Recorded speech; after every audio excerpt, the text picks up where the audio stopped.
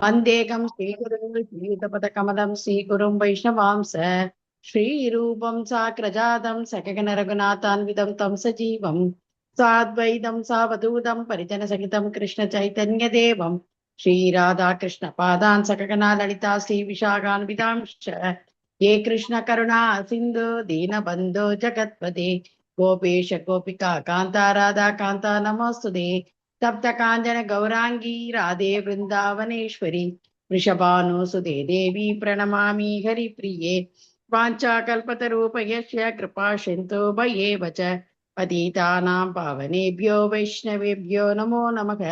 जय श्री कृष्ण चैतन्य प्रभु नित्यानंद श्री अद्वैत गदाधर श्रीवासादि गौरभक्तवृंद हरे कृष्ण कृष्ण कृष्ण कृष्ण हरे हरे हरे राम राम राम हरे हरे मूकं करोति वाचालं पङ्गुं लङ्घेत ये गिरिं यत्कृपातमगं वन्दे श्रीगुरुं दीनदारिणं परमानन्दमाधवं श्रीचैतन्य ईश्वरं हरि ओम् तत्सत्। ॐ नमो भगवते वासुदेवाय। ॐ नमो भगवते वासुदेवाय।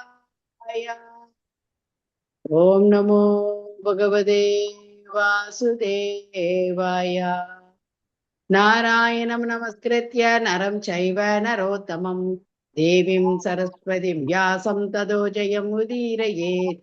नष्टप्रायेषु अभद्रेषु नित्यं भागवतसेवयां भगवती उत्तमश्लोके भक्तिर्भवति नैष्टिकी निगमकल्पतरो कलितं फलं सुखमुखादमुद्रद्रवसंयुतं पिबत भागवतमरसमालयं मुगुरगुरसिका भुवि पावकाः षण्वदां सगतः कृष्ण पुण्यश्वरण कीर्तनः हृदयन्तस्थो हि अभद्राणि वितुर्णोति सुकृतः सदा कृष्णामिक नन्दी प्रभुजी। सर्वशास्त्राब्धि पीयूष सर्ववेदैकषट्फला सर्वसिद्धान्तरत्नाद्या सर्वलोकैकदृक्प्रदा सर्वभागवत प्राणा श्रीमद्भागवत प्रभो कलिद्वन्तोदिदादित्या श्रीकृष्णा परिवर्तिता परमानन्दपाताय प्रेमवर्षि अक्षरायते सर्वाद सर्वसेव्याय श्रीकृष्णाय नमोऽस्तु मे मत् एकबन्धो मत् संगिन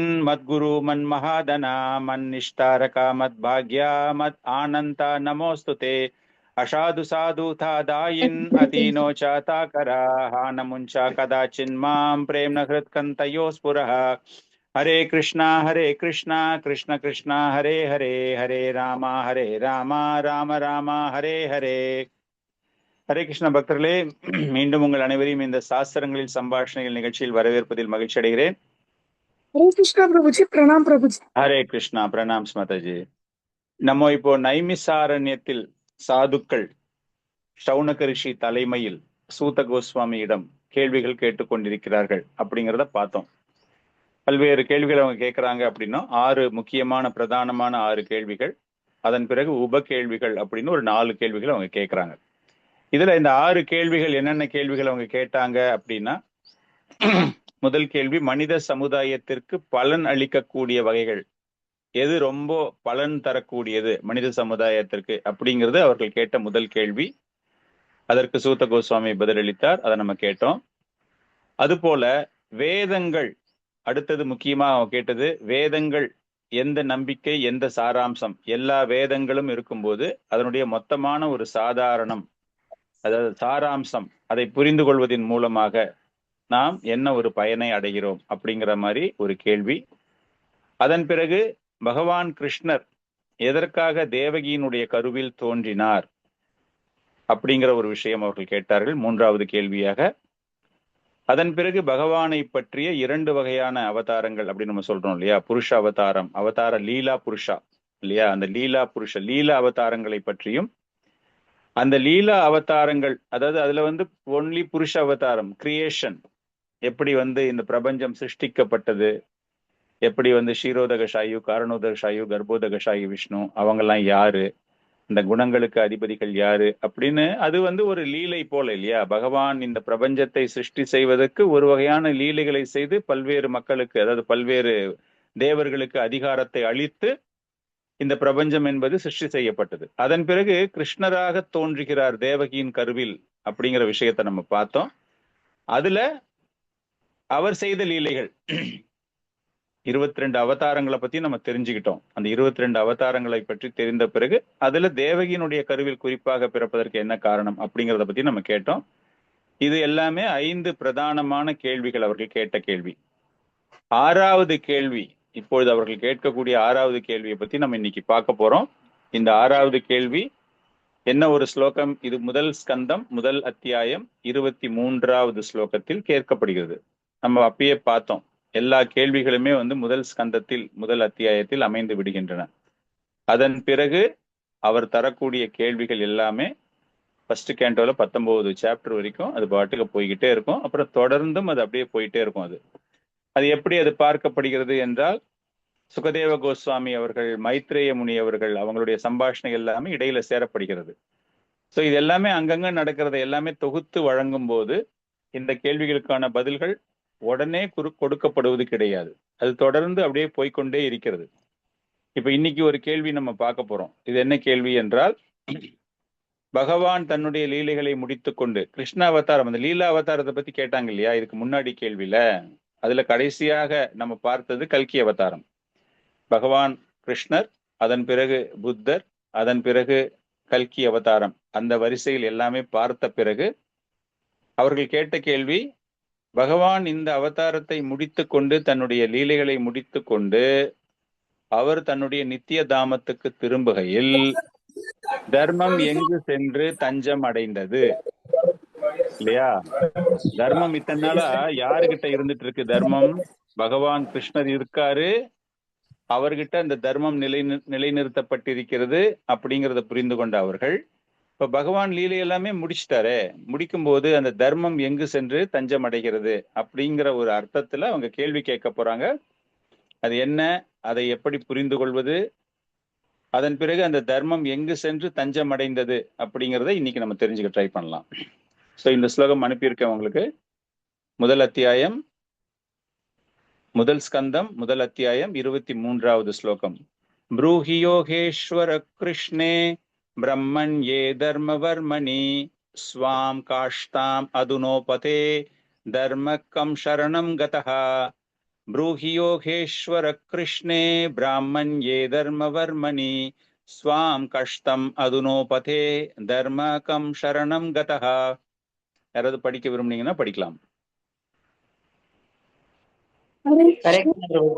प्रभुजी ब्रूहि योगेश्वरे कृष्ण ब्रह्मण्ये धर्मवर्मणि स्वाम काष्टाम अदुनोपदे धर्मकं शरणं कदः. थैंक यू प्रभुजी. हरे कृष्णा.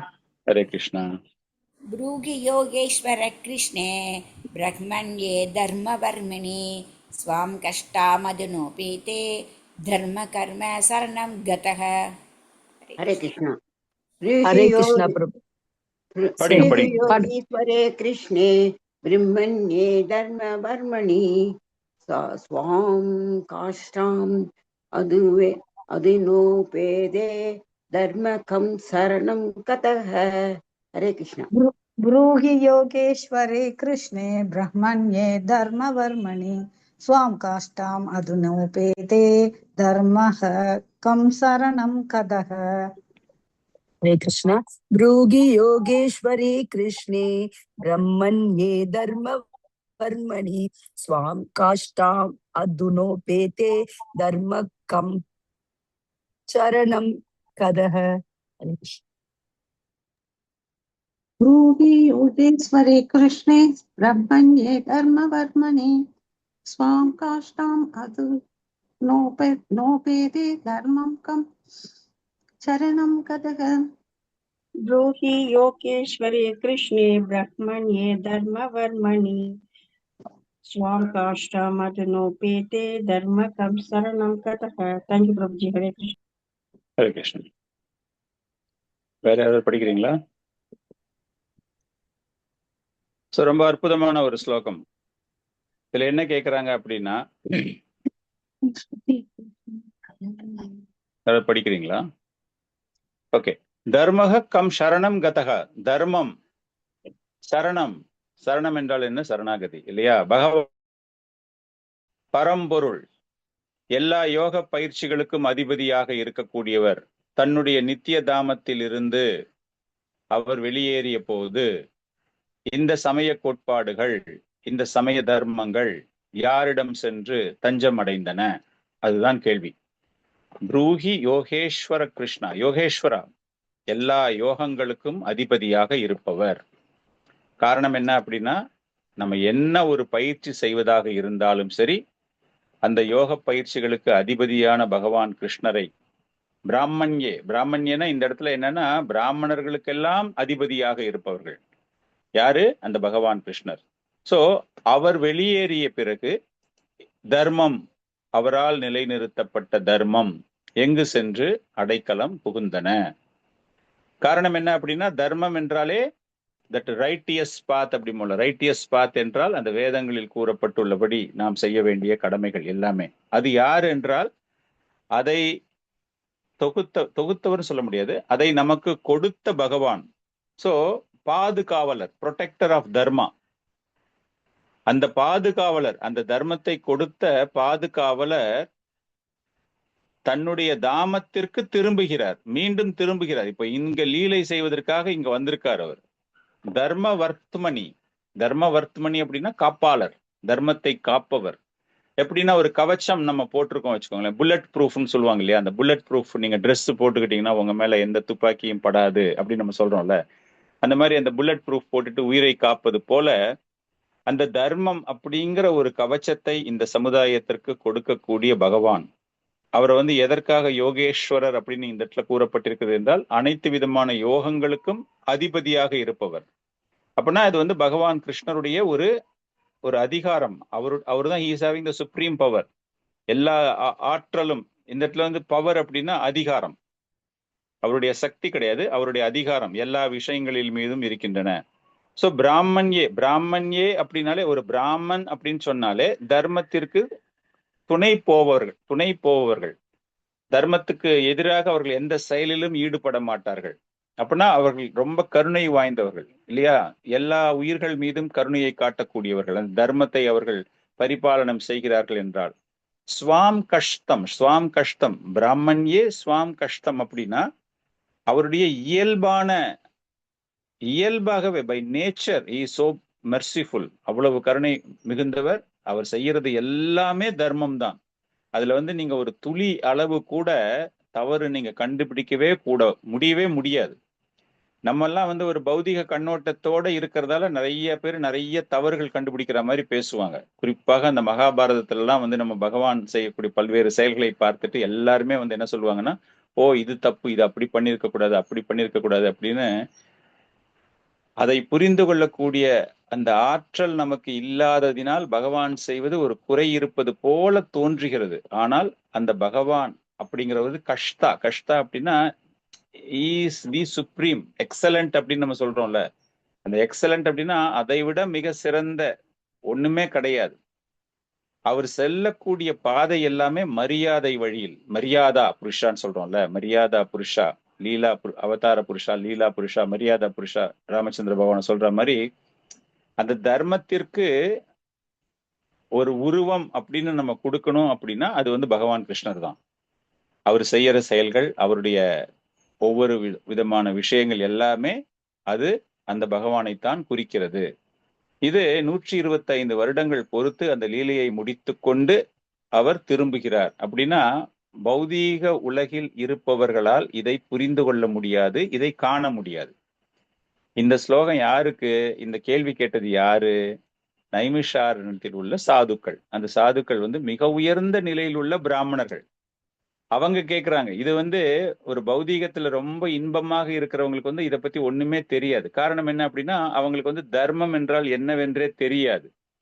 அதனால தர்மம் எங்க போனா என்ன, எங்களுடைய வாழ்க்கை நாங்க தொடர்ந்து இப்படித்தான் நாங்கள் இருந்து கொண்டே இருப்போம். அதனால அவங்கள பத்தி நம்ம இங்க பேசல.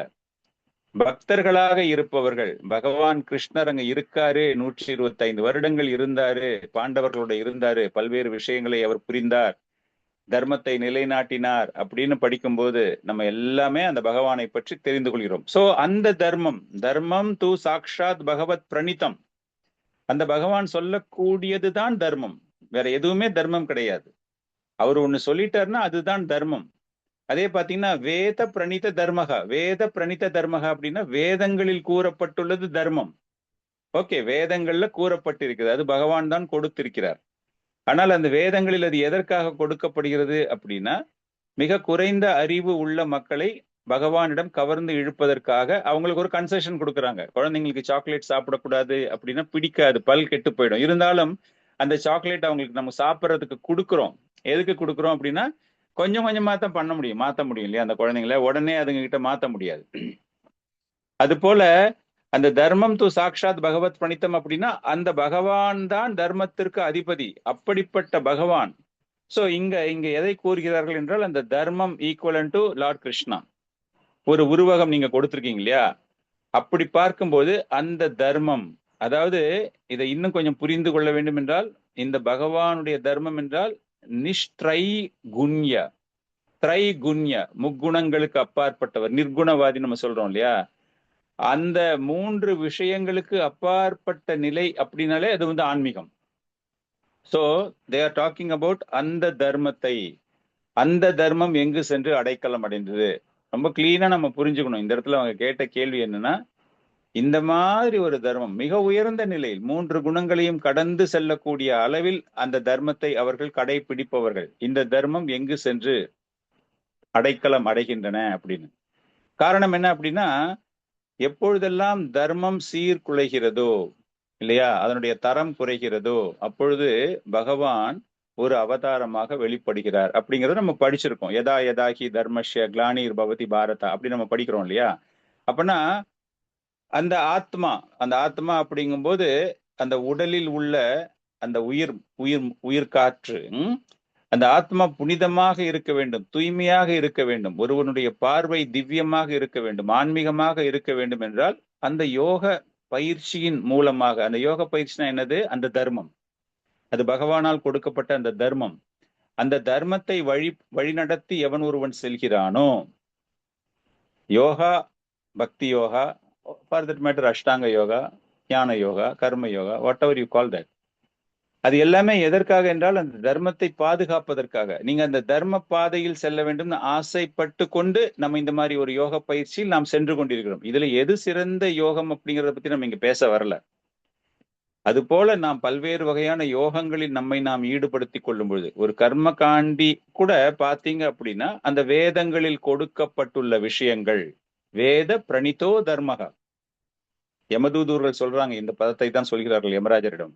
நாங்க பண்ணது வேதங்களை பொறுத்து தான் நாங்க பண்ணியிருக்கோம். அஜாமிலனை எடுக்கும் போது வேதங்களை பார்த்து தான் நாங்கள் அவன் செய்த பாவங்களை நாங்கள் எடை போட்டோம், ஜட்ஜ்மெண்ட் கொடுக்கணும் அப்படின்ட்டு. பட் அவர் என்ன சொல்லிடுறாரு? தர்மம் து சாக்ஷாத் பகவத் பிரணித்தம். பகவான் என்ன நினைக்கிறாரு, பகவான் என்ன சொல்றாரு, அதுதான் தர்மம். அவன் நாராயணா அப்படின்னு பகவானை அழைத்து விட்டான். சோ அந்த நாராயணா உடைய பெயருக்கு, அந்த நாமத்திற்கு உள்ள மகிமை விஷ்ணு தூதர்கள் வந்து அவரை காப்பாற்றுகிறார். அந்த கதை அவங்க எல்லாருக்குமே தெரியும். சோ இந்த இடத்துல இந்த யோக பயிற்சி அப்படின்னா அந்த பகவான் கிருஷ்ணரை அடைவதற்காக, அப்படின்னா தர்ம பாதையில் நீங்கள் நடக்கிறீர்கள் அப்படின்னு. சோ இதை என்ன பண்றாங்க, பொதுவாக சமுதாயத்துல அந்த வர்ணாசிரமத்துல பார்க்கும்போது பிராமணர்களும் இதை செய்கிறார்கள். கரெக்டா? பிராமணர்கள் வந்து அந்த வர்ணாசிரமத்துல வந்து மிக உயர்ந்த நிலையில் வைக்கப்படுவதற்கு காரணம் என்ன அப்படின்னா வழிநடத்தி செல்பவர்கள், சமுதாயத்தை வழிநடத்தி செல்பவர்கள். சத்திரியர்கள் அவங்க சொல்றதை கேட்டுட்டு மக்களை பாதுகாப்பான நிலையில் வைத்திருக்க வேண்டும் அப்படிங்கிறதால அந்த சத்திரியர்கள் தங்களுடைய அதிகாரத்தை பயன்படுத்தி கட்டுப்பாடு, தர்மம் அந்த பிரஜைகளுக்கு வழங்கப்படுகிறது. சோ பிராமணர்களும் தர்மத்தை காப்பாற்றுகிறார்கள். ஆனால் இங்கு பிராமண்யே அப்படின்னு சொன்னா அது பகவான் கிருஷ்ணரை மட்டும் தான் குறிக்கும். காரணம் என்ன அப்படின்னா அந்த பிராமணர்களுக்கெல்லாம் தலைவர். அந்த தர்மம் எப்படி பாதுகாக்கப்படுகிறது அப்படின்னா இவரு சொன்னதால அவங்க பாதுகாக்கிறாங்க. சோ அதை கொடுத்த அந்த பகவான் இல்லையா, அவர் இப்ப இல்ல, இந்த இடத்துல இல்ல, அவர் தன்னுடைய தாமத்திற்கு திரும்பி செல்கிறார். அப்படின்னா அவருடைய that values, virtues and values, அந்த நிலைப்பாடு எங்கு செல்கிறது, எங்க போச்சது அப்படின்னா அவரால் கொடுக்கப்பட்ட தர்மம். சரி, தர்மம் அவர் கொடுத்திருக்காரு அப்படின்னா இப்படிலாம் நீங்க ஃபாலோ பண்ணணும் அப்படிங்கிற ஒரு ப்ரொசீஜர், ஒரு ரெகுலேஷன் கொடுக்கப்பட்டிருக்கிறது. அவரு மாத்திரம்தான் போயிட்டாரு. அப்ப அந்த ரெகுலேஷன் புக் அப்படிங்கிறது அது எந்த இடத்துல இருக்கு? இப்போ யாரை சார்ந்து இருக்கிறது? அதை யார் பாதுகாப்பாக யார் பார்த்து கொண்டிருக்கிறார்கள்? இப்ப நம்ம ஒரு கையில ஒரு புக்கு வச்சு ஒரு கிளாஸ்ல டீச்சரா நம்ம நடத்திக்கிட்டு இருக்கோம். அந்த டீச்சர் அந்த புக்கை எடுத்துட்டு போயிட்டே இருக்க மாட்டார். அந்த பர்டிகுலர் சப்ஜெக்டுக்கு வேற வேற டீச்சர்ஸ் மாத்திக்கிட்டே இருப்பாங்க இல்லையா? அப்படின்னா அந்த புக்கில் இருக்கிறத தான் அவங்க ஸ்டூடெண்ட்ஸுக்கு சொல்லி கொடுக்கணும். அப்படிங்கும்போது இத்தனை நேரம் அவரு கையில வச்சு சொல்லி கொடுத்துக்கிட்டு இருந்தாரு, இப்போ வேற கிளாஸ் டீச்சரை மாத்திட்டாங்க, அவரும் இதே சப்ஜெக்ட் தான் எடுக்க போறாரு அப்படின்னா அந்த ரூல் புக் இப்ப யாருகிட்ட இருக்கு? சோ அந்த மாதிரி புரிதல்ல அந்த ஒரு கேள்வி கேட்கப்படுகிறது. பகவான் போயாச்சு, எஸ் கரெக்ட், பகவான் போயாச்சு. பட் அவரால் கொடுக்கப்பட்ட விஷயங்கள் என்ன? காரணம் என்ன அப்படின்னா அவருடைய லீலைகளை அனுபவித்து வந்தவர்கள். பகவானிடம் ஒருவர் பகவானை பற்றி தெரிந்து கொள்ள வேண்டும் அப்படின்னு போகும்போது முக்கியமாக அவருடைய லீலையின் மூலமாக கவர்ந்து அவருக்கு பக்தர்களாக மாறுகிறார்கள் இல்லையா? ஜன்ம கர்ம சமே திவ்யம்னு பகவானே சொல்றார். அந்த மாதிரி அந்த லீலைகள்ல எடுத்துக்கொண்டு அவரையே சார்ந்து இருப்பவர்கள், அவரால் கொடுக்கப்பட்ட ஒரு குழந்தை தாய் இருக்கிறா அப்படிங்கிற ஒரு தைரியத்துல எல்லா விதமான செயல்களையும் செய்வா. இல்ல எனக்கு எங்க அம்மா எல்லாமே சொல்லி கொடுத்துட்டாங்க, எங்க அம்மாவே தேவையில்லை, நான் என்னை இண்டிபெண்டா மேனேஜ் பண்ணிப்பேன் அப்படின்னு ஒரு குழந்தைக்கு அந்த மனநிலை வராது. அது போல நம்ம எல்லாருமே அந்த பகவானை சார்ந்து இருப்பவர்கள். சோ பகவான் இந்த தர்மத்தை கொடுத்திருக்காரு, அவர் இருக்காரு அப்படிங்கும்போது ஒரு தைரியம் இருக்கிறது. அவர் இல்லாம போகும்போது வேற யாரும் வேற வேற மீனிங்ல அதுக்கு மாற்று கருத்துக்கள் ஏதாச்சும் சொல்லி வேறு பாதையில் எங்கேயாச்சும் வழி நடத்தி போயிடுவாங்களோ அப்படிங்கிறதுக்காக சொல்லிட்டு விஸ்வநாத சக்கரவர்த்தி ரொம்ப அருமையாக அழகாக எழுதுகிறார். அந்த முனிவர்கள் என்ன சொல்றாங்களாம் சூத கோஸ்வாமி கிட்ட, சூத கோஸ்வாமியே, நாங்க எல்லாருமே பகவானை பற்றி நல்லா தெரிந்தவர்கள், அவருடைய லீலைகளை எல்லாமே எங்களுக்கு தெரியும், அந்த அறிவு எங்களிடம் இருக்கிறது. இன்னைக்கும் இந்த தர்மம் இப்போது இருக்கின்றது என்றால், அந்த கேள்வி கேட்கிற நேரத்துல பகவான் இல்ல அந்த இடத்துல. நல்லா இது பண்ணி பாருங்க. பரீட்சித் மகாராஜாவிற்கு மரணம் ஏற்பட்ட பிறகுதான் சூத கோஸ்வாமி நைமிஷாரண்யத்திற்கு வருகிறார். அப்போ பகவானுடைய எல்லா விதமான லீலைகளும் முடிஞ்சு போயாச்சு. ஆனாலும் 1000 வருடங்கள் அந்த இடத்துல யாகம் செய்ய வேண்டும் அப்படின்னு அந்த முனிவர்கள் அங்கு கூடியிருக்கிறார்கள் என்றால் தர்மம் அப்பொழுது வாழ்ந்து கொண்டிருக்கிறது. கரெக்டா? அதனால அவங்க என்ன சொல்றாங்களாம் இந்த இடத்துல, இது வரைக்கும் நாங்க பகவானோட லீலைகளை எல்லாம் அனுபவித்ததனால், எங்களுடைய அறிவு திறன் முழுமையாக அந்த பிராமண குணத்தில் நிலைத்திருப்பதினால் இன்னும் தர்மம் இருக்கு அப்படிங்கிற விஷயம் எங்களுக்கு தெரியும். ஆனாலும் கூட இந்த தர்மம் தொடர்ந்து நிலைத்திருக்க வேண்டும். அந்த கேள்வி கேட்கிற நேரத்துல பகவான் கிடையாது. இந்த பாடல்ல இந்த ஸ்லோகத்துல அவங்க என்ன கேட்டாங்க, தர்மம் எங்க போயிருக்கு அப்படின்னு கேட்கும்போது, அப்ப ஆஸ் இஃப் அந்த பர்டிகுலர் டைம்ல தர்மம் இல்லையா அப்படிங்கிற மாதிரி ஒரு சந்தேகம் வருது இல்லையா? அதற்குத்தான் விஷ்ணு சக்கரவர்த்தி சொல்றாரு, அந்த நேரத்துல இந்த கேள்வி கேட்ட நேரத்துல அந்த சாதுக்கள் என்ன சொல்றாங்க, நைமிசரணத்தில் உள்ள சாதுக்கள் என்ன சொல்றாங்க, சவுனக என்ன சொல்றாரு, தர்மம் போயிடுச்சுன்னு நினைக்காதீங்க சூத கோஸ்வாமி, தர்மம் இப்ப எங்க ரூபத்துல இன்னும் இங்க இருந்துகிட்டு தான் இருக்கு. இது தொடர்ந்து நிலைத்திருக்க வேண்டும் என்றால் who will protect? அது யார்கிட்ட போய் தஞ்சம் அடைந்தால் அது பாதுகாக்கப்படும். இப்ப நான் சொன்ன அதே எக்ஸாம்பிள் தான். அந்த குழந்தை ஒரு தாய் இருக்கிற வரைக்கும் அது கட்டுப்பாடோடு அது தன்னுடைய செயல்களை செய்து கொண்டிருக்கிறது. தாய் ஒவ்வொரு விஷயத்தையும் கட்டுப்படுத்த மாட்டாள். ஆனா அந்த குழந்தைக்கு உள்ளுக்குள்ள ஒரு பயமா இல்லையா, ஒரு மரியாதையோ, அம்மா இருக்காங்க அப்படின்னு என்ன கரெக்டா அம்மா சொல்லி கொடுத்தாங்களோ அது பிரகாரம் அந்த குழந்தை தன்னுடைய செயல்களை செய்வது போல பகவான் இருக்காரு, அவரால் கொடுக்கப்பட்ட தர்மம் இருக்கிறது. அப்படிங்கிறதால வர்ணாசிரம தர்மத்துல இருக்கிறவங்க எல்லாம் அந்த வழிபாதையில் அவர்கள் சென்று கொண்டிருக்கிறார்கள். இப்பொழுது அந்த பகவானே இல்ல அப்படின்னா யாரு அவருடைய பொசிஷன்ல புரியுதா, அந்த பகவானினுடைய நிலையில் யார் இந்த தர்மம் தொடர்ந்து இருக்க வேண்டும், தொடர்ந்து எப்படி செயல்பட்டு கொண்டிருக்கிறதோ அதே போல. So simple understanding, Bhagavan is missing, he is the protector, தர்மத்தினுடைய பாதுகாவலராக இருந்தவர் இப்பொழுது கிடையாது. அப்படி என்றால் அந்த பகவானின் ரூபத்தில் இந்த தர்மத்தை யார் இப்பொழுது பாதுகாக்கப் போகிறார்கள் என்றால் யாரிடம் அது சென்று சரண் அடைந்தது? இதுதான் இவர்கள் கேட்ட கேள்வி. இப்ப இந்த கேள்விக்கு சூத கோஸ்வாமி அவர்கள் பதிலளிக்கிறார். சூத கோஸ்வாமி பதிலளிக்கும் போது ரொம்ப அற்புதமான ஒரு ஸ்லோகம் இது. இந்த ஸ்லோகம் அனுப்பியிருக்கேன் உங்களுக்கு.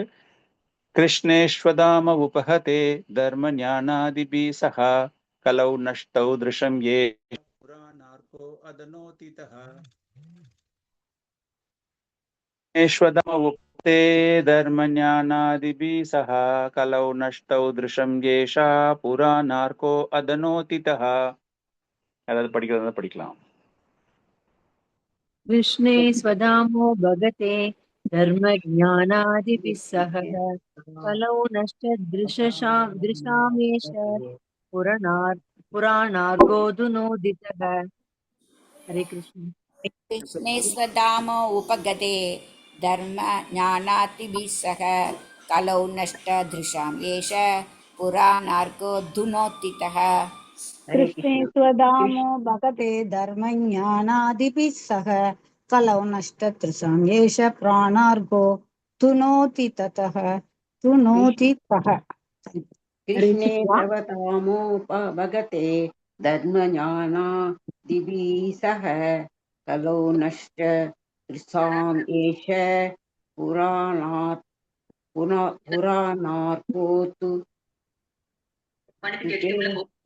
पुराणाको तुके तुनोग तितः तुनोतितः स माताजी। हरे कृष्ण। அதோனோதிதஹ புராணார்கோ அதுனோதிதஹ. ओ पुराणाको अधुनोतितः। थैंक यू माताजी। हरे कृष्ण। हरे कृष्ण சொல்றேன். कृष्णे Yes, स्व yes, yes. धाम भगते धर्म ज्ञानादिभिः सह कलौ नष्टदृशां येष प्राणर्को अधुनोदितः. हरे कृष्ण. हरे कृष्ण. हरे कृष्णे कृष्ण. दामो भगते धर्मज्ञानादिभिः सह कलौ नष्टदृशां येष पुराणोर्को अधुनोतितः. Thank you. எதுல போட்டிருக்கீங்க பிரபு ஸ்லோகத்தை? எதுல போட்டிருக்கீங்க பிரபு? நான் அந்த हरे குரூப்ல कृष्ण. போட்டிருப்பேன். அது 1343 1343 புக் இருந்தா நீங்க कृष्णे பாருங்க. ஓகே நீங்க அந்த குரூப்ல ஓகே மெம்பரா இல்லைன்னா உங்களுக்கு வந்திருக்காது. हरे हरे कृष्ण। कृष्ण. कृष्णेस्तु वदामो भगवते भगते धर्मज्ञानादापि सह कलौ नष्टत्रिसाशं येष पुनार्को अतुनोतितः. हरे हरे कृष्ण. कृष्ण. नन्द हरे कृष्ण प्रभु जी। कृष्णे स्वदामो भगते धर्म ज्ञानादिभिः सह कलौ नष्ट त्रिशां येष पुराणार्को अधुनोदितः। हरे कृष्ण। ஹரே கிருஷ்ணா பிரபு. கிருஷ்ணே Yes. ஸ்வதாமோ பகதே தர்ம ஞானாபிஹி சஹ சஹ கலௌ நஷ்ட த்ரிசாம் ஏஷ புரநாகோ துர்நோதிதஹ. हरे कृष्ण। कृष्णे स्वधामो भगते धर्म ज्ञानादिभिः सह कलौ नष्टतृषां येष पुराणर्को नोदितः। ஹரே Thank கிருஷ்ண. you जी। தேங்க்யூ. சோ இந்த ஒரு ஸ்லோகத்திற்கு வந்து हरे விஷ்ணு कृष्णा। சக்கரவர்த்தி कृष्णे स्वदामो भगवते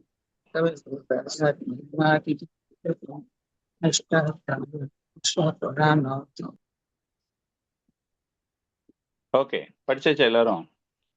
கிருஷ்ணேஸ்வதாம உபகதே.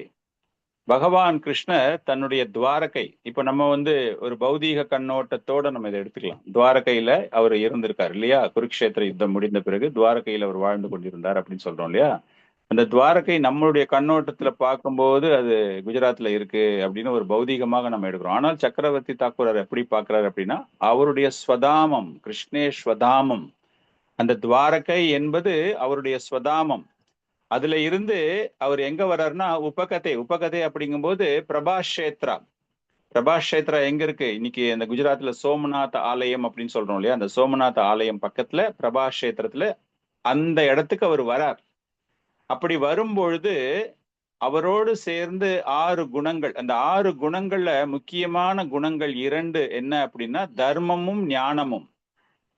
அவருடைய 6 குணங்கள் நம்ம எல்லாருக்குமே தெரியும் இல்லையா? அதுல முக்கியமாக பார்க்கப்படக்கூடிய 2 குணங்கள் அவருடைய நாலேஜ் சொல்றோம்ல, ஞானம் பிளஸ் அந்த தர்மம். அந்த இரண்டும் அவரை விட்டு அவரோடு சென்று விடுகின்றன.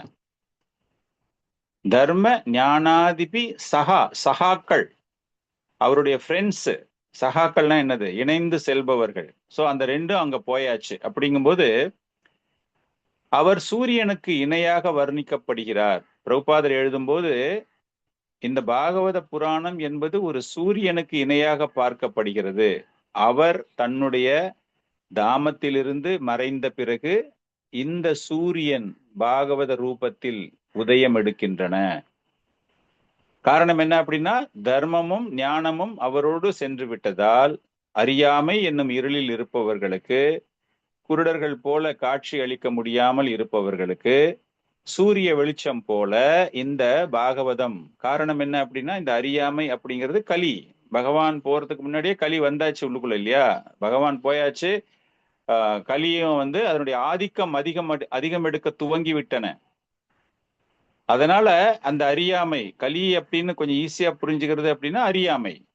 வேதங்கள்ல உள்ள கலாச்சாரங்கள், வேத மரபுகளை எல்லாம் நாம் பின்பற்ற தவறும் போது அறியாமை. தெரிஞ்சும் நம்ம அந்த தப்பை பண்றோம் அப்படின்னா அது அறியாமை இல்லையா? திமிரு இல்லைன்னா அறியாமை. சோ அந்த மாதிரி என்ன ஆகுது அப்படின்னா, அந்த அறியாமை எனும் இருளில் செல்பவர்களுக்கு புராணங்கள் மூலமாக, புராணங்கள் அப்படின்னு இந்த இடத்துல சொல்ற ஒரு முக்கியமான ஒரு விஷயம் Bhagavatam. Bhagavad Gita also is there. Bhagavatam, அந்த பாகவத புராணம் அப்படிங்கிறது ஒரு சூரிய வெளிச்சத்திற்கு, சூரிய ஒளிக்கு நிகராக பார்க்கப்பட்டு இந்த கலியுகத்தில் அந்த அறிவை இழந்தவர்கள் அறியாமையில் தள்ளப்பட்டவர்களுக்கு அவர் ஒரு விடிவெள்ளியாக இருக்கிறார். அவர்களுக்கு பிரகாசம் தரக்கூடியவராக இருக்கிறார். சோ ஸ்ரீமத் பாகவதம் அப்படிங்கிற விஷயம் இந்த இடத்துல நம்ம ரொம்ப எளிமையாக புரிந்து கொள்வதற்கு அந்த தர்மம் அந்த பாகவத ரூபத்தில், ஏன்னா பகவான் பாதுகாவலராக தர்மத்தை பரிபாலனம் செய்து வந்தார் அப்படிங்கிற விஷயம் போன ஸ்லோகத்துல நம்ம தெரிஞ்சுக்கிட்டோம். சோ இங்க அவருடைய ரூபம் இல்லை என்றாலும் கூட பாகவத ரூபத்தில் பகவான் அந்த தர்மத்தை பாதுகாக்கிறார். சோ இப்ப இந்த பிரபாச கஷேத்திரம் தான் இந்த இடத்துல உபகதே, தர்ம உபகதே. கிருஷ்ணே ஸ்வதாமம் அப்படிங்கிறது துவாரகை, உபகதே அப்படிங்கிறது பிரபாச கஷேத்திரம். அந்த பிரபாச கஷேத்திரம் உங்களுக்கு அந்த கதை தெரிஞ்சிருக்கலாம், இருந்தாலும் ஜஸ்ட் நான் சொல்றேன். யது வம்சத்தினர் அனைவரும் அழிகிறார்கள். பகவானுடைய திட்டத்தின்படி அவங்களுக்கு ஏற்பட்ட ஒரு சாபம்.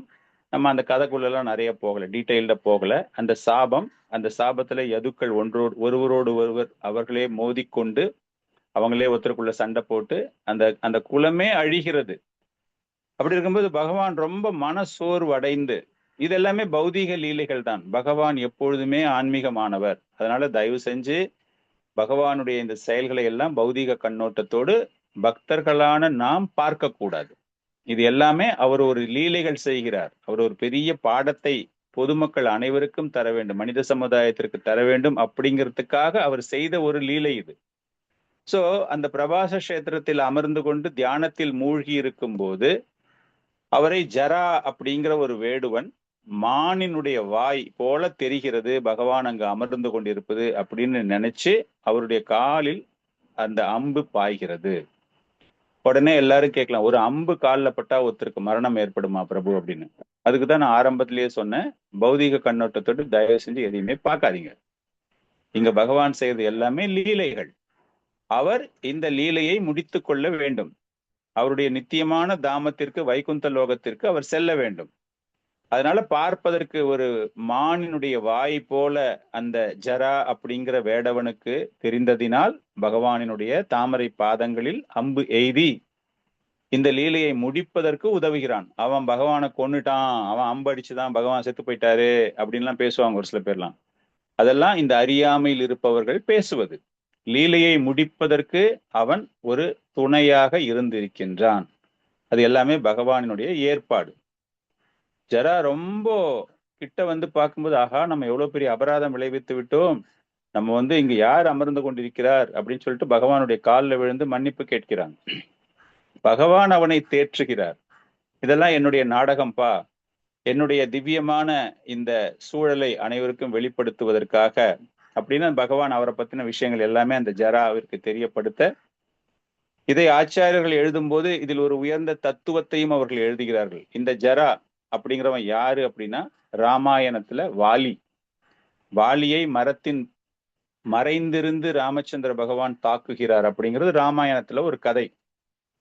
சோ அந்த கர்ம வினைகள் ஏற்படுகிறது அப்படின்னு நம்ம சொல்றோம் இல்லையா, நம்ம செய்யக்கூடிய ஒவ்வொரு செயல்களுக்கும் கர்மம் ஏற்படுகிறது அப்படிங்கிறோம் இல்லையா. அந்த கர்மத்திற்கு ஒரு பலனை பகவான் பகவத்கீதையிலே சொல்றார், முன்னுதாரணமாக இருக்க வேண்டும்.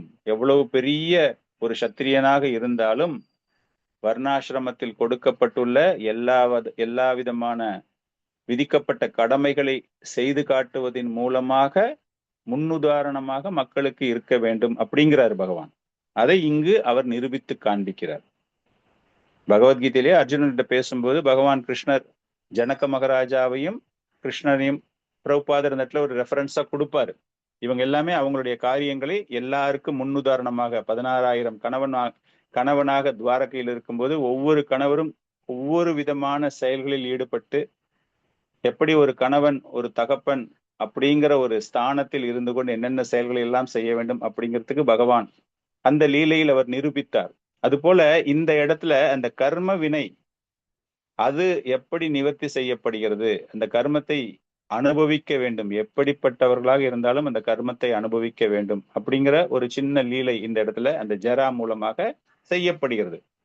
ஆக்சுவலா பகவான் ஈசன் அஜாத சத்ருன்னு சொல்றோம் இல்லையா. அஜா அப்படிங்கும்போது பிறப்பற்றவர், அவ்யயா, அவரை யாராலும் அழிக்க முடியாது. இந்த ஒரு அம்பு பட்டு அவர் செத்து போயிட்டாரு அப்படிங்கிறதுல விஷயம் எல்லாமே கிடையாது. அவருடைய லீலையை அவர் முடித்து கொண்டு அவருடைய அந்த திவ்யமான அந்த ஆன்மீக லோகத்திற்கு அவர் சென்று அடைகிறார். இன்னொரு முக்கியமான ஒரு கருத்து நம்ம என்ன தெரிஞ்சுக்கிறோம் அப்படின்னா, இந்த பௌதீக வாழ்க்கை என்பது நிரந்தரமற்றது. It is not permanent. எப்பவும் யாருக்கு வேணாலும் எந்த நேரத்திலையும் விபத்துகள் ஏற்படலாம், மரணம் ஏற்படலாம் அப்படிங்கிறது பகவானினுடைய மறைவு இந்த ஒரு லீலையில் இந்த வேடுவன் மூலமாக நடத்தப்பட்டது. ஒரு திவ்யமான அமைப்பு. சோ கலியுகம் ஆரம்பிக்கிறது அப்படிங்கிறதுக்காக இது போல சொல்லப்படுகிறது.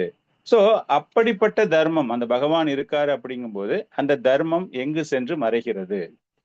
ஸ்வதாமம் நம்ம சொன்னோம், உபகதே பிரபாசா அங்க போய் சேர்ந்தாச்சு, எல்லாருமே போய் பண்ணியாச்சு. கலவு நஷ்டவ் திருஷம் ஏஷா. நஷ்ட திருஷம் அப்படின்னா ஞானத்தை இழந்த மக்களுக்கு என்ன ஆயிடுது, அந்த இருளில் இருப்பது போல அந்த ஒளி இருந்து கொண்டே இருக்கிறது இல்லையா. பகவான் இருக்கிற நேரத்துல அந்த ஒளி இருந்து கொண்டே இருக்கிறது. அந்த ஒளி சடனா போயிடுச்சு அப்படின்னா நம்ம ஒரு இருட்டுல போயிடுவோம். அந்த இருட்டுல இருக்கும்போது நம்ம எந்த இடத்துக்கு எப்படி போறோம், இது ரொம்ப அழகாக 11வது அத்தியாயம் 30வது சாப்டர்ல 43வது ஸ்லோகத்துல தாருகன் பகவான் கிருஷ்ணருக்கு இந்த மாதிரி பிரபாச கஷேத்திரத்துல நடந்துடுச்சு அப்படின்னு அவன் தேடிட்டு வரான். எங்க போனார் என்னுடைய மாஸ்டரை காணமே அப்படின்னு அவன் தேடிட்டு வரும்பொழுது அவனுக்கு எல்லா விஷயங்களும் தெரியும் போது அப்பொழுது அவன் ஒரு அருமையான ஒரு பிரார்த்தனை, அந்த பிரார்த்தனையில அவன் என்ன சொல்றான் அப்படின்னா, சந்திரன் வராத இரவு, அதாவது அமாவாசை நைட்ல அந்த இருளில் அந்த அந்த சாயங்கால பொழுதுல அந்த இருள், அந்த அமாவாசையால சந்திரன் இல்லாத அந்த இருள் நாம் நடந்து செல்லக்கூடிய பாதையை கூட நமக்கு காண்பிக்காது. ரொம்ப ஃபுல் டார்க்கா இருக்கு, பிச் டார்க்கு, உங்களுக்கு தெரியவே தெரியாது. இப்ப நம்மளுக்கு இங்க ரோட்ல லைட் எல்லாம் போட்டிருக்காங்க, கிராம பகுதியெல்லாம் போய் பார்த்தீங்கன்னா எப்படி இருக்கும், இருட்டா இருக்கும் இல்லையா. எல்லாரும் கையில ஒரு விளக்கு வச்சுட்டு தான் நடக்கணும். அந்த மாதிரி பார்க்கும்பொழுது நடக்கும்போது என்னுடைய கால்களையே என்னால் பார்க்க முடியவில்லை. அதாவது உங்களுடைய கால்களை, லோட்டஸ் ஃபீட், தாமரை பாதங்களை என்னால் காண முடியும். நீங்க எங்க போயிட்டீங்க அப்படின்னு தேடிட்டு வர்றாரு தாருகா. வரும்போது உங்களுடைய கமல பாதங்களில் நான் பார்க்க முடியவில்லை. ஒருவேளை என்னுடைய கண் பார்வை மங்கி விட்டதோ, என்னுடைய கண் பார்வை போய்விட்டதோ, நான் இந்த இருளில் சுத்தி சுத்தி பார்த்துக்கிட்டே இருக்கேன், நீங்க எங்க இருக்கீங்கன்னு தெரியல, எந்த டைரக்ஷன், எந்த திசையில் நான் செல்வது என்று தெரியவில்லை, நான் இப்ப எங்க இருக்கேன்னு தெரியல, நான் மன அமைதியை இழந்து தவிக்கிறேன். ரொம்ப அற்புதமான ஸ்லோகம் அது. அதுல தாருகன் கூறுகிறான், இந்த மாதிரி பகவான் அந்த நேரத்துல இல்ல, அவருக்கு இந்த மாதிரி ஆயிடுச்சு அப்படிங்கிற ஒரு விஷயம் தெரியும் பொழுது, பகவான் அப்படிங்கிறவர் வெளிச்சம் தரக்கூடியவர் அப்படிங்கும்போது அவர் ஒரு சூரியனுக்கு இணையாக பார்க்கப்படுகிறார். மதுரால அவர் இருக்காரு அப்படின்னா அந்த மதுரா அப்படிங்கும்போது ஒரு பெரிய மலை தொடர்ச்சி இல்லையா? அந்த மலை தொடர்ச்சியில நீங்க சூரியனை பார்க்கும்போது அந்த மலையில இருந்து அந்த சூரியன் மேல வர்ற மாதிரி இருக்கும். சோ அந்த ஆச்சாரியர்கள் கம்பேர் பண்ணும்போது அந்த மதுரா அப்படிங்கிறது பகவான் நல்ல அப்படி மேல சூரிய வெளிச்சம் தரக்கூடிய ஒரு மலை போல அவர் அங்கு காட்சி அளித்தார். அந்த பிரபாச கஷேத்திரம் அப்படிங்கும்போது அப்படியே அந்த சூரியன் கீழே இறங்கி அந்த மலைக்கு அடியில போய் மறைஞ்சதுன்னா எப்படி ஒண்ணுமே வெளிச்சமே இல்லாம இருக்குமோ அந்த மாதிரி அந்த பிரபாஷ கஷேத்திரம் அந்த இடத்துல அவருடைய மறைவு ஏற்படுகிறது அப்படின்னு. தர்மத்தின் வழி நடப்பவர்கள், இந்த இருள் கிடைச்சிடுச்சு, நைட் ஆயிடுச்சு, தாருக்கன் சொல்றான் பகவானுடைய கமலப்பாதங்கள் எனக்கு தெரியல, நான் இருளில் மூழ்கி கொண்டிருக்கிறேன், எந்த திசையில் நான் செல்வது என்று தெரியாமல் அவன் புலம்பிக் கொண்டிருக்கிறான். அப்படிங்கும்போது அந்த தர்ம வழியில் செல்பவர்களை சக்கரவாக்கா அப்படிங்கிற ஒரு பறவையோடு அவர்கள் இணைக்கப்படுகிறார்கள். ஆச்சாரியர்கள் ஊமை தரதுலாம் ரொம்ப எக்ஸலண்டா கொடுப்பாங்க. இந்த சக்கரவாக்காவுடைய பறவையினுடைய ஒரு ஸ்பெஷாலிட்டி என்ன அப்படின்னா, ஆண் பறவையும் பெண் பறவையும் பகல் பொழுதில் ஒன்றாக இருக்கும், இரவு பொழுதில் இரண்டுமே பிரிந்துவிட்டு இருளில் தனிமையில் தான் வாழும் அந்த பறவைகள். அப்ப அந்த நேரத்துல அதுங்க என்ன பண்ணுமா, புலம்பிக்கிட்டே இருக்குமா, ஒரு மாதிரி வந்து சின்ன சின்னதா சவுண்டு கொடுத்துக்கிட்டு. நம்ம விப்ரலம்பம் சொல்லுவோம் இல்லையா, பிரிவில் ஒரு ஒரு ஒரு ஆனந்தம் இல்லையா, கோபியர்கள் பகவானை நினைத்து கொண்டது போல. அது போல அவங்க என்ன பண்ணுவாங்களா, அந்த பறவைகள் அந்த இருள் முடியிற வரைக்கும் தூக்கம் எல்லாமே அப்படியே அந்த வேதனையில், எப்ப நான் போய் பார்ப்பேன் என்னுடைய பார்ட்னர் எப்ப போய் பார்ப்பேன் அப்படிங்கும்போது அந்த சூரியன் வரும்பொழுது அது வருகிறது. தீமை செய்பவர்கள், அதாவது தர்மத்தின் வழி நடக்காமல் அதர்ம பாதையில் செல்பவர்கள் ஒரு பனி மூட்டத்திற்கு இணையாக பார்க்கப்படுகிறார்கள். ஒரு பனி வந்துடுச்சு அப்படின்னா சூரியன் இருந்தாலும் கூட நம் கண் பார்வைக்கு அந்த சூரியனுடைய ஒளிச்சம் நமக்கு தெரியாது, வெளிச்சம் தெரியாது, ஒளி தெரியாது நமக்கு. அதை யார் கவர் பண்ணியிருக்காங்க அப்படின்னா, அந்த வெளிச்சத்தை இந்த பனி மேகக்கூட்டம் மாதிரி பனி மூடம். சம்டைம்ஸ் நம்ம பார்க்கலாம், காலங்கத்தால பாத்தீங்கன்னா பனி மூடம் இருக்கிறதால என்ன ஒரே கிளவுடியா இருக்கு, மழை வரும் போல இருக்கே அப்படின்னு போனோமோ. ஆனா ஆக்சுவலா அங்க சன்லைட் வில் பி தேர், நல்ல பிரைட்டா சன் இருக்கும், அது நம்ம கண்ணுக்கு தெரியாது. அந்த மாதிரி இந்த அதர்ம பாதையில் செல்பவர்களுக்கு அந்த வெளிச்சத்தை பற்றிய ஒரு புரிதல்கள் இருக்கவே இருக்காது. அப்படின்னா இந்த இருள் என்பது முழுமையாக பாவத்தில் தங்களை ஈடுபடுத்தி கொண்டவர்கள், ஃபுல்லா பாவம். அவங்க செய்யற வேலைகள் எல்லாமே அதர்மம். என்றால் என்ன, if you are not following the scriptural things means நீங்க பண்ணக்கூடிய விஷயங்கள் எல்லாமே பாவமான விஷயங்களாகத்தான் இருக்கும். அது போல அந்த பாவத்தில் இருப்பவர்கள் அப்படின்னு. அதே நேரத்துல பக்தர்களை ஆச்சாரியர்கள் எப்படி வர்ணிக்கிறார்கள் என்றால், ஒரு பெரிய தாமரை தடாகத்துல தாமரை பூக்கள் இரவு பொழுதுல பாத்தீங்கன்னா அந்த தாமரை பூக்கள் எல்லாமே அப்படியே சுருங்கி மொட்டு மாதிரி இருக்கும். அதே காலையில அது மேல அந்த வெளிச்சம் பட்ட உடனே, சூரிய ஒளி பட்ட உடனே எல்லாம் மலர்ந்து விரிந்து மலர்களாக நம்மளுடைய கண்களுக்கு தெரியும் இல்லையா? அது போல அந்த வெளிச்சம் அந்த தாமரைக்கு பட்ட உடனே அது வெளிச்சம் பட்ட உடனே அப்படியே விரிந்து காணப்படுவது போல பக்தர்களுக்கு என்ன ஆயிடுச்சு, தட் பிளிஸ்ஃபுல் மூடுங்கிறாங்க இல்லையா, அந்த பகவான் அந்த நாம சங்கீர்த்தனம், பகவானோடு சாதுக்களோடு பக்தர்களோடு ஒரு சங்கமம் அப்படின்னு பார்க்கும்போது அது அந்த அளவுக்கு ஒரு பிரகாசமான ஒரு வாழ்க்கை அவர்களுக்கு. பிரகாசமான வாழ்க்கை என்றால் அந்த ஆத்மாவிற்கு கிடைக்கக்கூடிய ஒரு பிரகாசம். பகவானுக்கு தொடர்புடைய பக்தர்கள், பகவானினுடைய நாமங்கள், பகவானுக்கு செய்யக்கூடிய சேவகங்கள் எல்லாமே பகவானுக்கு இணையாக பார்க்கப்படுகின்றன. சோ அதன் மூலமாக அப்படின்னா பகவான் அங்க இருக்கிற வரைக்கும் அந்த தர்ம பாதை, அந்த அமைதி, மன அமைதி எதனால் ஏற்படுது? நமக்கு எந்த விதமான ஆசை கிடையாது, எந்த விதமான பேராசை கிடையாது, இருக்கிறத வச்சு நம்ம வாழ்ந்துக்கலாம், இது போதும் எனக்கு அப்படின்னு அந்த நினைக்கக்கூடிய ஒரு பக்குவம் வருவதுதான் தர்மம். இல்ல எனக்கு அது வேணும், எப்படியாச்சும் வேணும், அடம் பிடிச்சு பொறாமைப்பட்டு அப்படியே அது எனக்கு கிடைக்கணும் ஆத்திரப்பட்டு அவங்க கிட்ட இருக்கிறது எங்கிட்ட எப்படி இல்லை அப்படின்னு பார்க்கும்போது அந்த மன அமைதி இழக்கப்படுகிறது. சோ அதுதான் நம்ம இந்த இடத்துல புரிஞ்சுக்கணும். பக்தர்கள் எதற்காக பிரகாசமாக இருக்கிறார்கள் அப்படின்னா அந்த தர்மம் அது அவர்கள் அருகில் இருப்பதினால். இதே விதுரனுக்கும் உத்தவனுக்கும் இந்த எபிசோடு பகவான் இங்க போயிட்டாரு என்ன ஆச்சு அப்படின்னு இந்த சாதுக்கள் கேள்வி கேட்கிற மாதிரியே அங்க மைத்ரேய முனி உத்தவனிடம் விதுரன் கேட்கின்றான். விதுரன் தெரியும் நம்ம எல்லாருக்குமே, அவர் கடைசியில என்ன பண்றாருன்னா, வீட்டுல ரொம்ப பிரச்சனை, துரியோதனால பிரச்சனை வந்திருக்கு, ரொம்ப டிஸ்டர்ப்டா இருக்குன்னு சொல்லிட்டு அவர் அந்த குருக்ஷேத்திர யுத்தம் ஆரம்பிக்கிறதுக்கு முன்னாடி என்ன பண்றாரு, அவர் எல்லா இடங்களுக்கும் நம்ம போலாம் அப்படின்னு யாத்திரா போக ஆரம்பிச்சார். அவர் பல வருஷங்கள் போய்கிட்டு இருக்காரு. யுத்தம் எல்லாம் முடிஞ்சிடுச்சு, எல்லாம் முடிஞ்சு அப்ப எதேச்சியா இஸ் மீட்டிங் உத்தவா. உத்தவரை பார்க்கும்போது உத்தவன் சொல்கிறான், இந்த மாதிரி பகவான் தன்னுடைய லீலைகளை எல்லாம் முடித்து விட்டார், அவருக்கு இந்த மாதிரி நடந்துடுச்சு, பிரபாஸ்ல நடந்துடுச்சு, அவர் எனக்கு போறதுக்கு முன்னாடி அவர்கிட்ட பேசுறதுக்கான வாய்ப்பு எனக்கு கிடைச்சது, அவர் எனக்கு நிறைய அறிவுரைகள் கொடுத்திருக்காரு, போதனைகள் கொடுத்திருக்காரு அப்படின்னு அதை பேசிக்கிட்டு இருக்கும்பொழுது அப்பொழுது அவர் மறைந்து விட்டார் அப்படிங்கிற ஒரு வருத்தம் விதுரனுக்கு ஏற்படுகிறது. ஆனால் அந்த விதுரனுக்கு வருத்தம் ஏற்படுவதற்கு முன்பாகவே உத்தவன் என்ன ஒரு அருமையான ஒரு ஸ்லோகத்துல அவர் சொல்றாரு அப்படின்னா, இது 3வது ஸ்கந்தம் 2வது அத்தியாயம் 7வது ஸ்லோகம். இந்த ஸ்லோகம் நான் உங்களுக்கு அனுப்பல. கிருஷ்ணத்யுமானி மலோஷே கிர்னேஷ்வ அஜாகரணேஹா கிம் நோ நா குஷலம் ப்ரூயம் கதஸ்ரீஷு கிருஹேஷகம். உத்தவன் விதுரனுக்கு கூறுகிறார். இதுக்கப்புறமா விதுரன் மைத்ரேய முனிகிட்ட போறாரு. விதுரன் இந்த இடத்துல உத்தவர் இதெல்லாம் சொல்ல சொல்ல சொல்ல அவருக்கு ரொம்ப ஒரு ஆர்வம் ஏற்பட்டு, எனக்கு இன்னும் நிறைய கதைகள் சொல்லுங்க, பகவான் என்னெல்லாம் சொன்னாரு, என்னெல்லாம் பேசினாரு, எல்லாம் சொல்லுங்க அப்படிங்கும்போது உத்தவன் மறுப்பு தெரிவிக்கிறார். நான் ரொம்ப பிஸியா இருக்கேன், எனக்கு பகவான் ஒரு சில கடமைகளை கொடுத்திருக்கிறார், நான் அதனால உங்ககிட்ட பேச முடியாது, நீ போய் மைத்ரேய முனிகிட்ட போய் பாரு, அவர் உனக்கு எல்லா விஷயங்களையுமே சொல்லுவாரு அப்படின்னு அந்த பாயிண்ட் அவர் கட் பண்ணி விட்டுறாரு. அதன் பிறகு மைத்ரேயருக்கும் விதுரனுக்கும் நடக்கக்கூடிய சம்பாஷணை ரொம்ப ஸ்வீட் பாஸ்ட் டைம்ஸ், அது 2 பேருக்கும் நடக்கும். கம்ப்ளீட்டா எல்லாத்தையுமே அவங்க பேசுவாங்க. ஆனா இந்த இடத்துல உத்தவன் என்ன பண்றாருன்னா, விதுரனை பார்த்து பேசும்பொழுது பகவானை சூரியன் என்று வர்ணிக்கிறார். சோ இப்ப பாத்தீங்கன்னா 3 இடத்துல பகவானை ஒரே பதத்தில் அவர்கள் கூறுகிறார்கள். இந்த உலகத்திற்கு வெளிச்சம் தரக்கூடிய சூரியனான பகவான் அவர் நம்முடைய வீட்டில் இருந்து மறைந்து விட்டார். அதாவது இந்த சமுதாயம், இந்த உலகத்துல இருந்து அவர் வெளியேறி விட்டார். அதனால நம்ம எல்லாம் இப்போ ஒரு பெரிய பாம்பு நம்ம காலை சுத்திக்கிட்டா எப்படி இருக்குமோ, நமக்கு காலம் நெருங்கி விட்டது.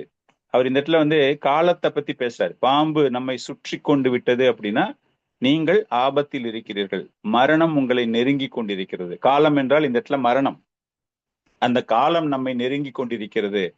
அப்படி இருக்கும்பொழுது நம்முடைய சுகத்தை பற்றி, நம்முடைய வாழ்க்கையின் மங்களத்தை பற்றி நான் உன்னிடம் என்ன கூற முடியும்?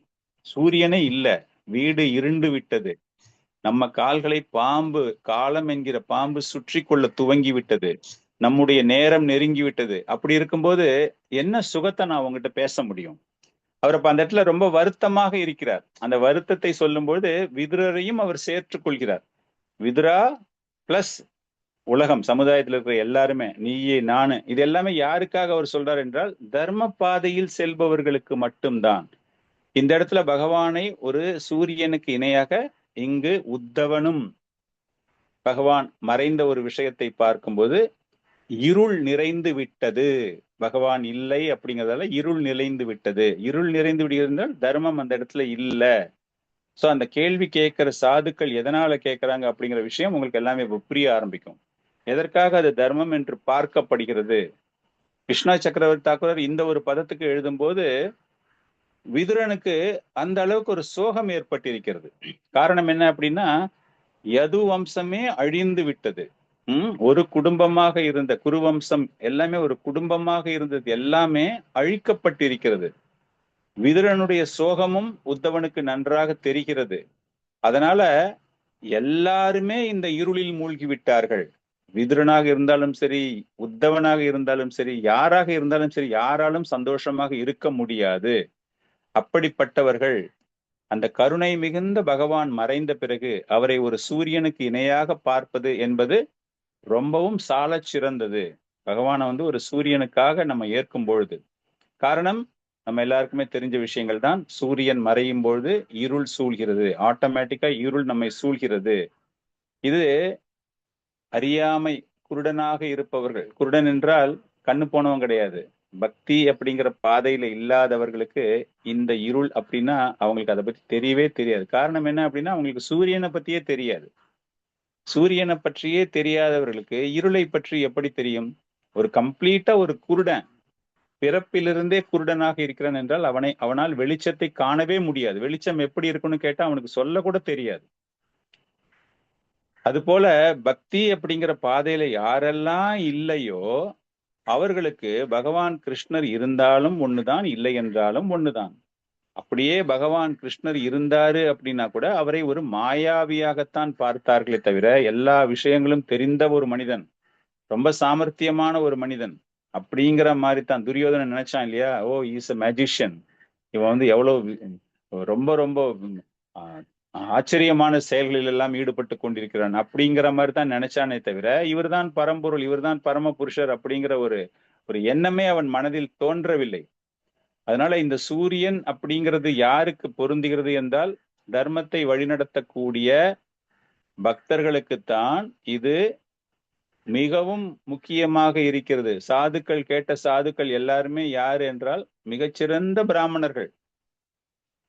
சூரியன் எங்க வேணாலும் இருக்கலாம், எப்ப வேணாலும் இருக்கலாம், அதுக்கு அழிவு என்பதே கிடையாது, மறைவு என்பதே கிடையாது. சூரியனுக்கு மறைவே கிடையாது, பகவான் போலவே தான். பகவான் இஸ் அஜா நம்ம சொல்றோம் இல்லையா, அந்த மாதிரி இப்ப இந்தியால சூரியன் இல்லை அப்படின்னா அது வேற ஒரு நாட்டுல இருக்க போகுது. நம்ம இங்க இந்தியால இல்ல, மறைஞ்சிடுச்சு, சூரியன் போயிடுச்சு அப்படின்னா, இன்னும் சூரியன் இஸ் சூரியன், எங்கேயோ ஒரு இடத்துல சூரியன் இருந்து கொண்டுதான் இருக்கிறார். அது போல பகவான் இருந்து கொண்டே, நித்தியமாக இருந்து கொண்டேதான் இருக்கிறார். அவருடைய மறைவு நம்முடைய பௌதிக கண்களுக்கு இந்த அவதாரம், இந்த யுகத்தில், யுகங்கள் தோறும் நான் தோன்றுகிறேன் அப்படிங்கிறார் இல்லையா, இந்த ஒரு யுகத்துல நம்மை விட்டு அவர் போயிருக்காருன்னா வேற ஏதோ ஒரு பிரபஞ்சத்துல எங்கேயோ லீலைகள் செய்து கொண்டுதான் இருக்கிறார்.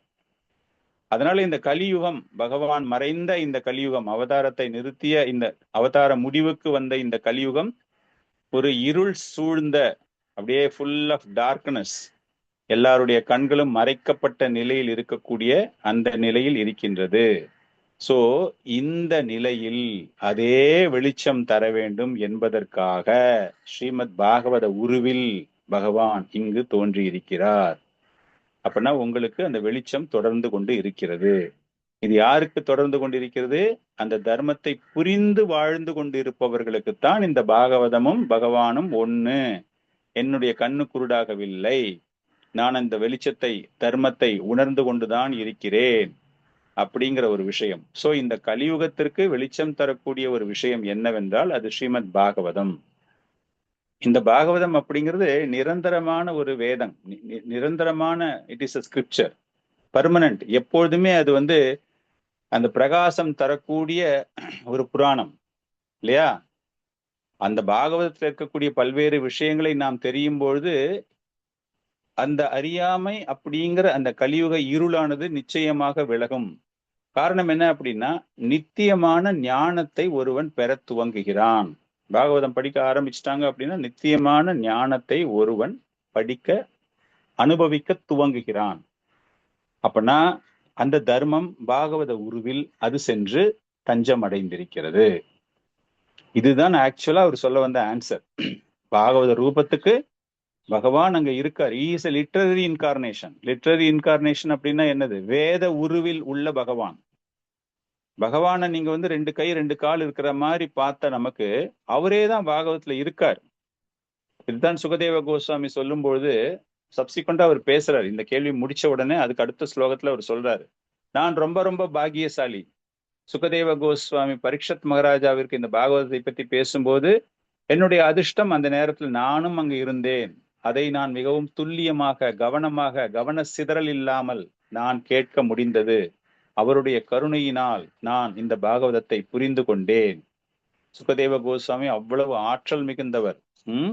அந்த சாதுவிடமிருந்து நான் கற்றதை உங்களுக்கு நான் இப்பொழுது சொல்ல போகிறேன் அப்படின்னு சொல்லிட்டு அவர் அந்த இடத்துல முடிக்கிறார். இந்த கேள்விக்கான பதிலை முடிக்கின்றார். ஆச்சாரியர்கள் இன்னும் அதுக்கு கொஞ்சம் விளக்கம் தரும்போது, எப்படி பாகவதத்தை பகவானாக நாம் பார்ப்பது அப்படின்னு பார்க்கும்போது, பகவானினுடைய ஒரு இலக்கிய அவதாரம். இங்க வந்து இலக்கியம் அப்படின்னு சொல்றது புராணங்கள், புராண அவதாரம், லிட்ரரி இன்கார்னேஷன் நம்ம சொல்றோம் இல்லையா, அது சாக்ஷாத் பகவான். அந்த பகவான் ஸ்ரீமத் பாகவதம் அப்படின்னாலே அது பகவான் கிருஷ்ணர். பகவான் கிருஷ்ணரை பத்தி எல்லா ஸ்கந்தங்களிலும் நிச்சயமாக இருக்கிறது. அப்படி இல்லைன்னா கூட அந்த பகவானினுடைய தொடர்பில் உள்ள பக்தர்களை பற்றிய விளக்கங்கள் தான் அதில் இருக்கிறது. அந்த மாதிரி கம்ப்ளீட்டா பார்க்கும்போது கிருஷ்ணஸ்து பகவான் ஸ்வயம் அப்படின்னு சொல்றாரு இல்லையா, அந்த ஸ்வயம் பகவானான பகவான் கிருஷ்ணரை பற்றி முக்கியமான விஷயங்கள் இந்த பாகவதத்தில் கொடுக்கப்பட்டிருக்கிறது. இப்ப பாகவதம் அப்படின்னா பாகவதத்துல என்ன கருத்துகள் கூறப்பட்டிருக்கு? பகவானுக்கு ரிலேட்டடா தர்மம் அப்படின்னு பார்க்கும்போது தர்மம் in the form of Krishna has moved into Bhagavatam. ரூபத்துல பார்த்த பகவான் இப்ப இலக்கிய ரூபத்துல அவர் இருக்கார் அப்படின்னா 10 விஷயங்கள் அடங்கியது பாகவதம். அவங்க எல்லாருக்குமே தெரிஞ்சிருக்கும். அத்ர சர்கோ விசர்கஸ்ச ஸ்தானம் போஷாணம் ஊதயஹ மன்வந்திரேஷ அனுகதா நிரோத முக்திர் ஆශ්‍රயஹ. இதுதான் 10 விஷயங்கள் பாகவதத்துல கொடுக்கப்பட்டது. தச லட்சணம்னு பேரு. ஸ்ரீமத் பாகவத்தை பத்தி யாராச்சும் கேட்கறாங்க அப்படின்னா இதுல என்னென்ன விஷயங்கள் கொடுக்கப்பட்டிருக்குது? சர்க்கம். சர்க்கம் அப்படின்னா முதல்ல எடுத்த உடனே படைப்புகளை பற்றி பகவான் பேசுகிறார். பரமாத்மா, மகாவிஷ்ணு, பிரபஞ்சத்தின் ஆரம்ப படைப்பு, பஞ்சபூதங்கள், மனம், அகங்காரம், இதை பத்தி சொல்லக்கூடியதுதான் சர்க்கம். அடுத்தது விசர்க்கம். விசர்க்கம் அப்படின்னா செகண்டரி கிரியேஷன், இரண்டாவது படைப்பு. பிரம்மா, ஜீவராசிகள், பல்வேறு உயிர்கள், தேவர்கள், மனிதர்கள், அவர்கள் எல்லாம் எப்படி தோன்றுகிறார்கள் அப்படிங்கிற விஷயத்தை விளக்கக்கூடியது. இப்ப ரெண்டுமே வந்தாச்சு. முதல் படைப்பும் பண்ணியாச்சு, இரண்டாவது படைப்பும் பண்ணியாச்சு. சர்க்கம் பண்ணியாச்சு, விசர்க்கம் பண்ணியாச்சு. இப்ப ஸ்தானா மூணாவது. That means you have to stabilise that, நிலை நிறுத்தப்பட வேண்டும். பிரபஞ்சம் ஒழுங்காக இயங்குவதற்கு பகவான் சிருஷ்டி பண்ணியாச்சு. அது ஒழுங்காக ஏறுவதற்காக பகவான் எப்படியெல்லாம் அதை பரிபாலனம் செய்கிறார்.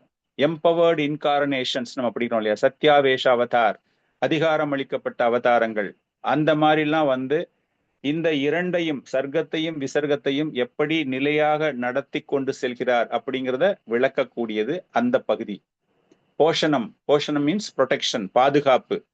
பக்தர்களுக்கு பகவான் எப்படி தன்னுடைய கருணையை வழங்கி அவர்களை பாதுகாப்ப வைத்திருக்கிறார். ஒரு சின்ன உதாரணம் பிரகலாத் மகாராஜா. அந்த மாதிரி அந்த இடத்துல நிறைய துருவ மகாராஜ், பிரகலாத் மகாராஜ், அவங்கள பத்தின விஷயங்கள் எல்லாமே எப்படி how he is protecting. Prahlada மகாராஜரை பகவான் நரசிங்கதேவ அவதாரமாக வந்து எப்படி ப்ரொடெக்ட் பண்றாரு அப்படிங்கிற விஷயம். அடுத்தது அதுலயே வந்து நிறைய பாத்தீங்க அப்படின்னா உதி. உதி மீன்ஸ் அந்த ஆசை, கர்மம், கர்ம தூண்டுதல். கர்மத்தால நம்ம எப்படிலாம் வந்து பாவங்கள் செய்யறோம், நமக்கு இச்சைகள் எப்படி ஏற்படுகிறது, புண்ணியம் எப்படி ஏற்படுது, பாவம் செய்ய தூண்டுவதற்கு காரணம் என்ன அப்படிங்கிறத விளக்கக்கூடியது அதில் கூறப்பட்டிருக்குது. அதன் பிறகு மன்வந்திரம். மன்வந்திரா அப்படிங்கிறது மனுக்களுடைய ஆட்சி காலத்தை பற்றி விளக்கக்கூடியது. எப்படி வந்து ஒவ்வொரு மனுக்களின் ஆட்சி காலத்திலும் தர்ம அமைப்பு எப்படி இருந்தது, மனித சமுதாயம் ஒழுங்காக இருக்க வேண்டும் அப்படிங்கிறதுக்காக என்னெல்லாம் செஞ்சாங்க அப்படிங்கறத விளக்கக்கூடிய அந்த ஒரு பகுதி மன்வந்தரா. ஈசானுகதா. ஈசானுகதா அப்படின்னா பகவானை பத்தின லீலைகள் அடங்கியது. பல்வேறு அவதாரங்கள், பக்தர்களுடைய சரித்தைகள். இது அங்கங்க வேற வேற சாப்டர்ஸ்ல மாறி மாறி போகும். பட் அதெல்லாமே இட் இஸ் கண்டென்ஸ்ட் ஆஸ் ஈசானுகதா. பகவான் கிருஷ்ணரை பற்றி அந்த அவதாரங்களை பத்தி நம்ம படிக்கிறோம் இல்லையா? Third chapter of first canto of third சாப்டர்ல வந்து completely it is talking about different avatars. அதை பின்னாடி டீடைல்டா ஒவ்வொரு சாப்டர்லயுமே வந்து தனித்தனியா வரும் அது. ஸோ அது போன்ற லீலைகளை கொடுக்கக்கூடியது ஈசானுகதா. அதன் பிறகு நிரோதா. நிரோதா மீன்ஸ் வாட்? நிரோதா மீன்ஸ் அழிவு, பிரளயத்தை பற்றிய. எப்படி வந்து பகவான் தான் சிருஷ்டி செய்தையே மீண்டும் அழிக்கிறார், எப்படி அந்த பிரளயம் ஏற்படுகிறது அப்படிங்கிற விஷயம் விவரிக்கப்பட்டிருக்கிறது.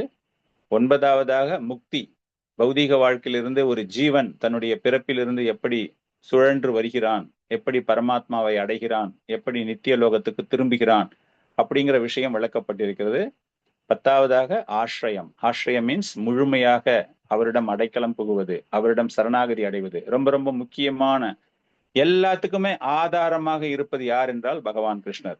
சோ இது எல்லாமே தெரிந்து கொள்வது எதற்காக என்றால் அந்த பகவானை பற்றி தெரிந்து கொள்வது. அதுதான் முக்கியமான ஒரு குறிக்கோள். இந்த 10 விஷயங்களுமே, இந்த 10 தொகுதிகளுமே இந்த பாகவதத்துல பகவான் கிருஷ்ணரை இறுதியாக எப்படி அடைய வேண்டும், அவரு தானே பாதுகாப்பு கொடுத்து கொண்டிருக்கிறார். தர்மம் பாதுகாக்கப்பட்டது அப்படின்னு கேள்வி கேட்கிறாங்கல்ல. அந்த தர்மம் பாதுகாக்கப்பட வேண்டும் என்றால் பாகவதத்தை முழுமையாக தெரிந்து கொண்டால் நீ பகவான் கிருஷ்ணரை முழுமையாக தெரிந்து கொண்டு விட்டாய். அப்படி என்றால் நீ பாதுகாக்கப்படுகிறாய். இதுதான் நம்ம இன்னைக்கு தெரிந்து கொண்ட விஷயம். அவங்க கேட்ட கேள்விக்கு அது கொடுத்த பதில் என்ன அப்படின்னா, பகவான் பாகவத ரூபத்தில் இருந்து கொண்டு இருக்கிறார். சோ அந்த பாகவதத்தை நாம் எப்படி தெரிந்து கொள்ள வேண்டும் அப்படிங்கிற விஷயம் ஆச்சாரியர்கள் எல்லாமே எழுதியிருக்காங்க. ஒரு 2 மினிட்ஸ் தான். அந்த ஆச்சாரியர்கள் எழுதியது பிரகாரம் பாகவதத்தை ஒருவன் எப்படி படிக்க வேண்டும் என்றால் பரம்பரையில் வந்தவர்களிடம் மட்டும்தான் அதை பற்றி நாம் தெரிந்து கொள்ள வேண்டும்.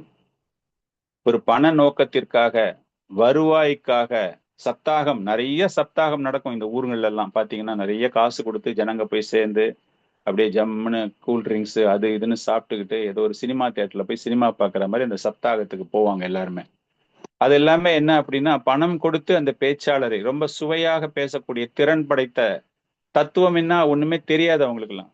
எப்படி வந்து பிரசன்ட் பண்ணணும், டு கீப் த ஆடியன்ஸ், அந்த இடத்துல வரக்கூடிய ரசிகர்களை எப்படி பாதுகாக்க வேண்டும், அவங்க வந்து 2 மணி நேரம் 3 மணி நேரம் பேசும்போது கவனச்சிதறல் இல்லாமல் எப்படி வச்சுக்கணும் அப்படின்னு தான் பார்ப்பாங்களே தவிர, அந்த உயர் தத்துவங்கள், பகவானை அடைவதற்கான வழி, இந்த ஆத்மா எப்படி அந்த பரமாத்மாவை பற்றி புரிந்து கொள்ள வேண்டும் அப்படிங்கிற அந்த முக்கியமான தத்துவங்களுக்கெல்லாம் முக்கியத்துவமே தராம கதை வடிவமாக சப்தாகத்துல இன்ட்ரெஸ்டிங் ஆஸ்பெக்ட்ஸ் பேசிட்டு போவாங்க. அந்த மாதிரி இடங்கள்ல எல்லாம் போய் கேட்கவே கூடாது.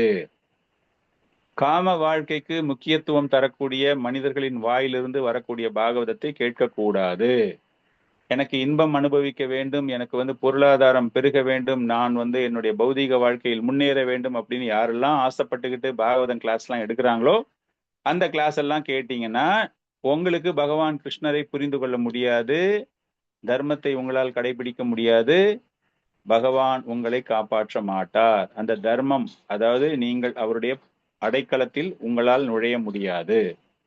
சோ பாகவதத்தை தெரிந்து கொள்ள வேண்டிய ஒரு ரகசியம் என்னவென்றால், தவறாக அவர்களுடைய பௌதீக ரீதியான புத்திசாலித்தனத்தின் மூலமாக அதில் உள்ள கருத்துக்களை திரித்து கூறுபவர்கள், சரியான ஒரு புரிதல் இல்லாமல் திரித்து கூறுபவர்கள் கூறக்கூடிய பாகவத சப்தாகத்தை கேட்கக்கூடாது.